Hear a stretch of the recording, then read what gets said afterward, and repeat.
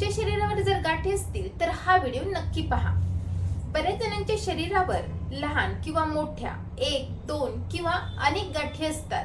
तर मग त्या गाठी बघून भीती वाटते, ह्या गाठी कॅन्सरच्या तर नाही ना? तर मग ह्या गाठी आहेत तर नेमक्या कशाच्या आहेत, त्याची ट्रीटमेंट करावी का करावी, तर मग कुणाला दाखवावं, काय ट्रीटमेंट करावी, या सगळ्यांबद्दलची माहिती आपण आजच्या व्हिडिओमध्ये बघणार आहोत। तेव्हा व्हिडिओ शेवटपर्यंत नक्की पहा।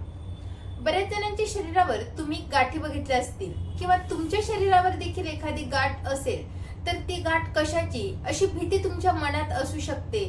बऱ्याच वेळा त्या गाठीला आपण दाबलं तर त्यामध्ये वेदना अजिबात नसते, किंवा जर जोराने दाबलं किंवा गाठ मोठी असेल तर मात्र त्या ठिकाणी वेदना असू शकतात। आणि ही जी गाठ असते ती सौम्य स्वरूपाची असते, कणकेसारखी मऊ असते, त्यामुळे ती गाठ सहसा चरबीची गाठ समजली जाते।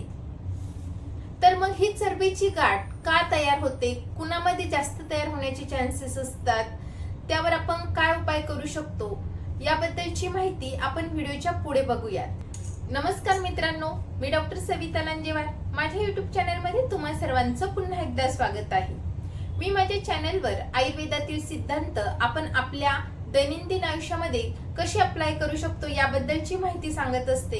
काही आजारांवर घरगुती उपाय, आयुर्वेदिक औषधांची माहिती सांगत असते, तसेच काही औषधी वनस्पतींबद्दल माहिती सांगत असते, जे आपण घरगुती उपायांमध्ये यूज करू शकतो, जे आपल्या घरामध्ये इझिली अवेलेबल असतात। जर तुम्ही माझ्या चॅनलवर नवीन असाल आणि तुम्हाला आरोग्यविषयक माहिती जाणून घ्यायला आवडत असेल तर तुम्ही माझ्या चॅनलला सबस्क्राईब करा। सगळ्यात आधी आपण जाणून घेऊयात की चरबीच्या गाठी म्हणजे नेमकं काय असतं। आधुनिक वैद्यकशास्त्रामध्ये याला लायपोमा असं म्हटलं जातं। ह्या मेदाच्या म्हणजे चरबीच्या गाठी असतात। तर ह्या का होतात, कारण की जर तुमची फॅमिली हिस्ट्री असेल, म्हणजे तुमच्या फॅमिलीमध्ये जर कुणाला अशा गाठी असतील तर तुम्हाला देखील होण्याचे चान्सेस आहेत। जर तुमचं वय 30 ते 60 वर्ष असेल तर ह्या काळामध्ये जास्त होण्याचे चान्सेस असतात। काही लहान मुलांमध्ये देखील बघितले जातात, परंतु ते खूप कमी प्रमाणामध्ये। आपल्याला असलेली गाठ ही चरबीची आहे का हे कसं ओळखावं, तर ती अगदी सौम्य स्वरूपाची असते, बेनाईन असते, नॉन कॅन्सरस असते, म्हणून घाबरण्यासारखं असं काहीच नाहीये। तिला जर आपण स्पर्श केला, हात लावलं तर ती अशी हलते। त्याच्यानंतर तिचा स्पर्श हा थोडासा मऊ असतो, सॉफ्ट असतो, कारण की ती चरबीची असते, आणि ती हलते कारण की ती अटॅच नसते, ती उतींमध्ये तयार झालेली असते, टिश्यू मध्ये तयार झालेली असते, म्हणून ती इझिली हलते। तिचा आकार हा मटारच्या दाण्या इतका असू शकतो किंवा आवळ्या इतका देखील असू शकतो। ती हळूहळू वाढते, कारण की ही जी गाठ आहे ती चरबीची असते। जशी जशी आपल्या शरीरामध्ये चरबी साचत जाते तशी तशी ती वाढत जाते। समजा तुमचं वजन वाढलं तर ती गाठीचा आकार वाढू शकतो, जर तुमचं वजन कमी झालं तर त्या गाठीचा आकार देखील कमी होऊ शकतो। तसेच काही काही गाठी तर आपोआप कालांतराने नाहीशा देखील होतात, आणि काही गाठी जर छोट्या असतील तर त्या मोठ्या देखील होऊ शकतात। त्या गाठींना जर आपण दाबलं तर त्या ठिकाणी कुठल्याही प्रकारची वेदना नसते, परंतु त्या गाठीच्या अवतीभोवती जर नसांवर प्रेशर येत असेल, त्या गाठीमुळे प्रेशर येत असेल तर त्या ठिकाणी वेदना होऊ शकते, किंवा डीप टिश्यू मध्ये जर ती गाठ तयार झाली असेल तर त्या ठिकाणी वेदना असू शकतात। इतर वेळी त्या गाठीचा कुठलाही प्रकारचा त्रास आपल्याला नसतो, परंतु जर त्या गाठी मोठ्या असतील आणि त्या व्हिज्युअल असतील, म्हणजे समोर लगेच दिसत असतील, तर आपण एस्थेटिक पर्पज साठी त्या गाठींची ट्रीटमेंट करणं खूप गरजेचं समजतो। आणि जर त्या व्हिजिबल नसतील, समजा मांडीवर असेल, पोटावर असतील, आणि त्याचा काहीच त्रास नसेल तर त्याची ट्रीटमेंट केली नाही तरी सुद्धा चालतं। परंतु जर तुम्हाला दिसण्यासाठी, एस्थेटिक पर्पज साठी जर ट्रीटमेंट करायची असेल तर तुम्ही काही घरगुती उपाय, आयुर्वेदिक औषधं किंवा सर्जरीने ती गाठ काढू शकता। आपल्याला असलेली गाठ ही चरबीचीच आहे, लायपोमाच आहे, याचं पक्क निदान करणं देखील खूप गरजेचं आहे। समजा तुम्हाला सिबेसिस सिस्ट असेल तर ती जी सिबेसिस सिस्ट असते ती थोडीशी घट्ट असते आणि तिच्या मध्यभागी एक छोटंसं छिद्र असतं। दुसरं म्हणजे लिम्फ नोड स्वेलिंग असू शकते। जर तुम्हाला हल्लीमध्ये काही इन्फेक्शन झालं असेल आणि त्याच्यानंतर एखादी गाठ तुम्हाला शरीरावर आली असेल तर ते लिम्फ नोड असू शकतं, त्या ठिकाणी वेदना असते आणि ती गाठ थोडीशी घट्ट असते। तिसरं म्हणजे अपसेस, गळू, समजा ती गळूची गाठ असेल तर त्या ठिकाणी वेदना देखील प्रचंड असतात. त्या ठिकाणचा जो रंग आहे तो लालसर झालेला असतो आणि ताप येऊ शकतो किंवा ज्या ठिकाणी तो गळू आहे त्या ठिकाणचा भाग आपल्याला गरम लागतो. आणि चौथ्या प्रकारची जी गाठ आहे ज्याला फायब्रोमा असं म्हणतात, ती थोडीशी घट्ट असते परंतु दिसायला मात्र लायपोमा सारखी दिसू शकते.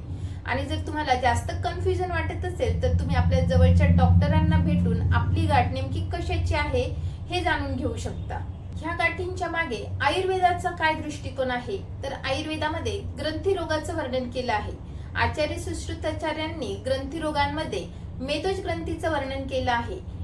तर यामध्ये वात, पित्त, कफ हे तिन्ही दोष जेव्हा असंतुलित होतात तेव्हा मेदोवह स्रोतसाची दृष्टी होते, त्यामध्ये अवरोध निर्माण होतो आणि मग मांस, मेद, रक्त, धातूची दृष्टी होते आणि त्या ठिकाणी चरबीच्या गाठी तयार होतात, ज्यामध्ये मेदाचा संचय झालेला असतो, यालाच आपण मेदोज ग्रंथी असं म्हणतो. आणि ही जी गाठ असते ती गुळगुळीत असते, मोठी असते, कारण की त्या ठिकाणी कफदोषाचा संचय झालेला असतो, त्या ठिकाणी मेद वाढलेलं असतं, मेदसंचिती झालेली असते, ती हालते कारण की त्या ठिकाणी वातदोष देखील असतो, म्हणून त्यामध्ये हालचाल आपल्याला बघायला मिळते. तसेच काही जणांमध्ये ह्या गाठी छोट्या छोट्या असू शकतात किंवा काही जणांच्या गाठी मोठ्या देखील असू शकतात. आणि ह्या ज्या गाठी आहेत त्या हळूहळू वाढतात, एकदमच वाढत नाही. समजा तुम्हाला आता ती गाठ झाली आहे तर 3 वर्षाने किंवा 4 वर्षाने देखील तिचा आकार वाढू शकतो किंवा तेवढा देखील राहू शकतो, परंतु त्या गाठींमध्ये वेदना अजिबात नसतात. आता आपण बघूयात की मेदोज ग्रंथी लायपोमा होण्याच्या मागे नेमकी काय कारण आहेत. तर आयुर्वेदानुसार सेडेंटरी लाईफस्टाईल, बैठी जीवनशैली, ह्यामध्ये आपला कफ दोष वाढतो, मेदधातू वृद्धी होते, त्यामुळे आपल्याला लायपोमा होण्याचे चान्सेस आहेत. दुसरं म्हणजे आहाराचे नियम न पाळणे किंवा चुकीचा आहार, यामध्ये मैद्याचे पदार्थ किंवा कोल्ड ड्रिंक्स, पॅकेटचे फूड, ज्या लोकांमध्ये लठ्ठपणा आहे अशा लोकांमध्ये देखील लायपोमा होण्याचे चान्सेस वाढतात. ज्या लोकांच्या आहाराच्या चुकीच्या सवयी आहेत त्यामुळे सुद्धा लायपोमा होण्याचे चान्सेस आहेत. जसं की एकदा जेवण केल्यानंतर पुन्हा वारंवार जेवण करणं, मंचिंग करत राहणं, त्यामुळे सुद्धा आपली चयापचय प्रक्रिया बिघडते आणि मेदाचा संचय होण्याचे चान्सेस वाढतात. किंवा ज्यांची चयापचय प्रक्रिया आधीच बिघडलेली आहे अशा लोकांमध्ये देखील मेदाचे गाठी तयार होण्याचे चान्सेस आहेत. त्यानंतर हार्मोनल इम्बॅलन्समुळे सुद्धा चयापचयची प्रक्रिया बिघडते आणि मेदाचा संचय व्हायला लागतो. त्यानंतरचं कारण म्हणजे अव्यायाम. कुठल्याही प्रकारचा व्यायाम जर केला नाही तर शरीरामध्ये कफ संचिती, मेदाची संचिती होते आणि त्यामुळे मेदाच्या गाठी देखील निर्माण होऊ शकतात.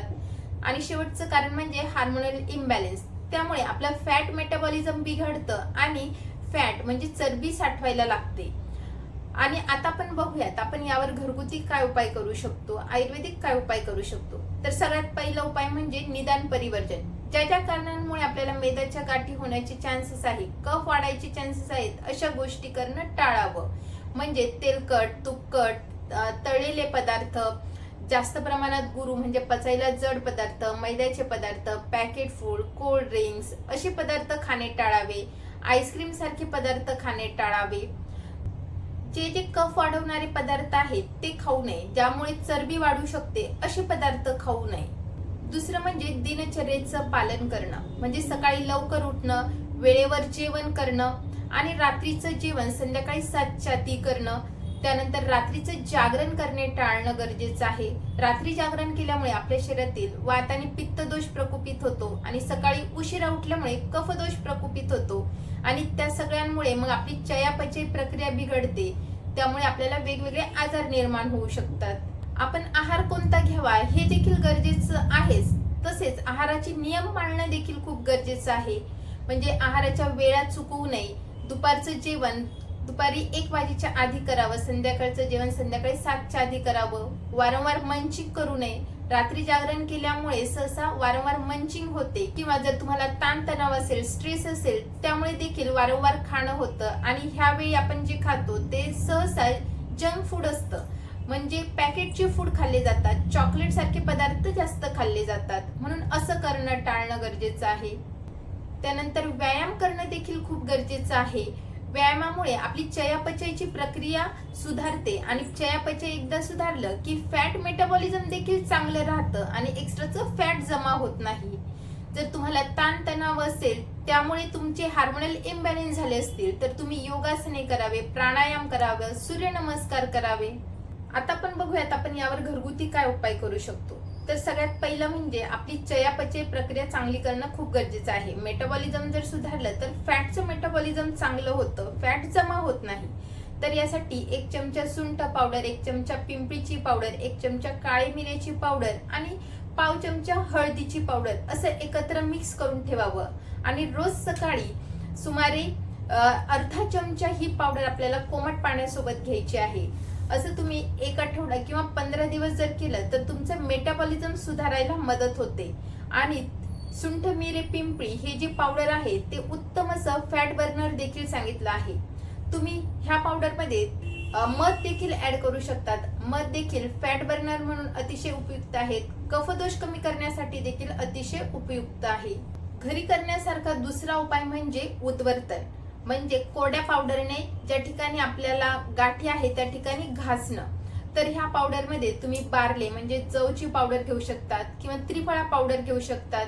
त्यामध्ये थोडीशी हळद ऍड करावी किंवा हे तिन्ही पावडर एकत्र करून घ्यावे आणि त्या पावडरने ती जी गाठ आहे ती घासावी. त्यामुळे त्या ठिकाणची चरबी वितळायला मदत होते.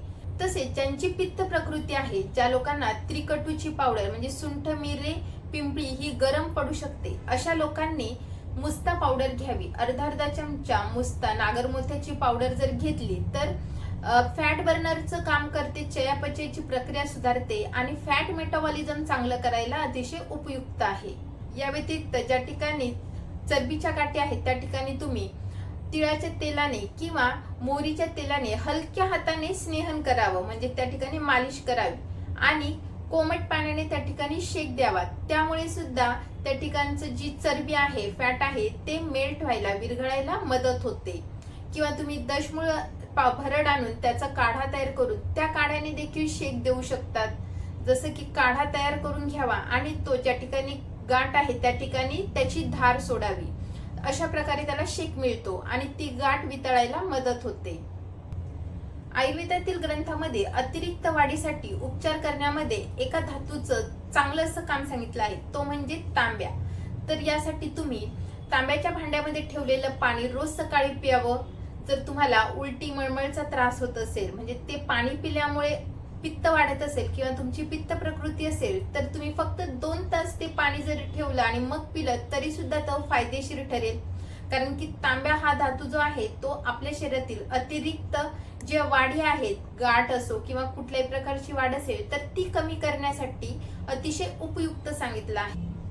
कारण की अशा प्रकारचं पिलेलं पाणी हे यकृत उत्तेजक आहे आणि यकृताचं काम चांगलं झालं तर फॅटचं मेटाबॉलिझम चांगलं होतं आणि चरबीच्या गाठी वितळायला मदत होते किंवा नवीन गाठी तयार होत नाही. यानंतरचा उपाय म्हणजे रोज रात्री झोपायच्या आधी त्रिफळा चूर्ण सुमारे 3 ते 5 ग्रॅम 1 चमचाभर त्रिफळा चूर्ण कोमट पाण्यामध्ये झोपायच्या आधी घ्यावं. त्यामुळे आपलं मेटाबॉलिझम सुधारायला मदत होते आणि डिटॉक्सिफिकेशन व्हायला मदत होते. शरीरामध्ये साचलेले विषाक्त घटक शरीराच्या बाहेर पडायला मदत होते. औषधांमध्ये कांचीनार गुगुळ अतिशय उत्तम काम करतं. कांचीनार गुगुळच्या 2-2 गोळ्या 3 वेळा कोमट पाण्यासोबत घ्याव्या. त्रिफळा गुगुळ देखील अतिशय उत्तम आहे. त्रिफळा गुगुळच्या 2-2 गोळ्या 3 वेळा कोमट पाण्यासोबत घेऊ शकतात. आहार कसा असावा तर लघु म्हणजे पचायला हलका, उष्ण म्हणजे गरम असावा आणि यामध्ये कटू, तिक्त, कषाय असे पदार्थांचा समावेश असावा. म्हणजे कडू, तुरट आणि तिखट पदार्थांचा समावेश असावा, जेणेकरून आपल्या शरीरातील कफदोष वाढणार नाही, चरबी वाढणार नाही. आपल्या शरीराचं डिटॉक्सिफिकेशन करण्यासाठी आयुर्वेदामध्ये पंचकर्म ट्रीटमेंट सांगितली आहे. तुम्ही वमन, विरेचन, बस्ती पंचकर्म करू शकतात. लायपोमाच्या ट्रीटमेंटसाठी बस्ती पंचकर्म अतिशय चांगलं काम करतं आणि याच्यावर वेगवेगळ्या केस स्टडी देखील झाले आहेत आणि त्या प्रूव्हन केस स्टडी आहेत, ज्यामध्ये त्रिफळा काढा वापरून बस्ती पंचकर्म केले आहे आणि 6 महिन्यामध्ये बरेच शरीरावर असलेले लायपोमा कमी झालेले बघितले गेले आहेत. जर तुम्हाला देखील संपूर्ण शरीरभर लायपोमा असेल, चरबीच्या गाठी तयार झाल्या असतील, तर तुम्ही देखील बस्ती पंचकर्म अवश्य करा. आपल्या जवळच्या वैद्याकडून याबद्दलची डिटेलमध्ये माहिती जाणून घ्या. परंतु पुढील लक्षणं दिसली तर जवळच्या डॉक्टरांना भेटणं खूप गरजेचं आहे. ज्या ठिकाणी गाठ आहेत त्या ठिकाणच्या त्वचेचा रंग जर अचानक बदलला किंवा ज्या ठिकाणी गाठ आहे त्या गाठीचा रंग बदलला, अचानक त्या गाठीची साईज बदलली, आकार बदलला, त्या गाठीमध्ये अचानकपणे वेदना निर्माण झाल्या किंवा ती गाठ कडक झाली, कठीण झाली, तर आपल्या जवळच्या डॉक्टरांना भेटणं खूप गरजेचं आहे. लायपोमासाठी अजून एक केस स्टडीचा चांगला रिझल्ट बघितला आहे, ज्यामध्ये ज्या ठिकाणी लायपोमा आहे त्या ठिकाणी तिळाचा कल्क म्हणजे चटणी करतात आणि त्याचा लेप त्या लायपोमावर लावतात. त्याच्यानंतर एक कपडा ठेवून त्याच्यावर अग्निकर्म केलं जातं, म्हणजे लोखंडी सळईने त्या ठिकाणी चटका दिला जातो. त्यामुळे त्या ठिकाणची जी चरबी आहे, जमा झालेली फॅट आहे, ते लवकर विरघळायला मदत होते. आणि हे देखील प्रूव्हन स्टडी आहे. याबद्दलची डिटेल माहिती तुम्ही आपल्या जवळच्या वैद्यांकडून घेऊ शकता आणि तुमची देखील अशी ट्रीटमेंट करून घेऊ शकता. तर आजचा व्हिडिओ आवडला असेल तर व्हिडिओला लाईक करा. तुमच्या घरामध्ये कुणाला लायपोमाचा त्रास असेल तर त्यांना शेअर करा. पुन्हा भेटूयात पुढच्या व्हिडिओमध्ये. तोपर्यंत हेल्दी खा, हेल्दी राहा, आयुर्वेदाला जवळ करा. धन्यवाद.